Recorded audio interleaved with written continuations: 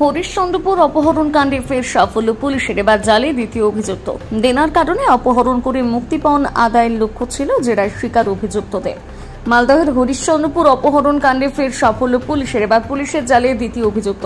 নেশার কারণে মোটা অঙ্কের ঋণ, তার জন্য মোটা টাকা মুক্তিপণের ছক কষে অপহরণের চেষ্টা করা হয়েছিল জেরার শিকার অভিযুক্তদের। সোমবার দ্বিতীয় অভিযুক্ত শীতেন দাসকে 5 দিনের পুলিশি হেফাজতের আবেদন জানিয়ে চাঁচল মহকুমা আদালতে পেশ করে হরিশ্চন্দ্রপুর থানার পুলিশ।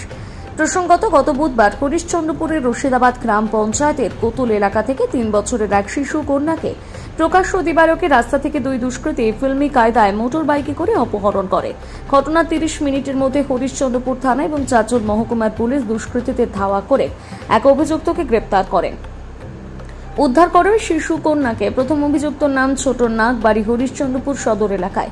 এর আগেও বিভিন্ন অপরাধমূলক কাজকর্মে জড়িত ছিল সে। তারপর এই দ্বিতীয় অভিযুক্ত শীতেন দাসের খোঁজে তল্লাশি চালাতে থাকে পুলিশ।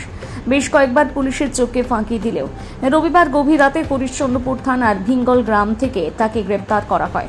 মূলত এই দুজন নেশার কারণে মোটা অঙ্কের দেনায় ডুবেছিল। তাদের লক্ষ্য ছিল কোনো শিশুটিকে অপহরণ করে মুক্তিপণ নেওয়া, যদিও সেই পরিকল্পনা ব্যর্থ হয়।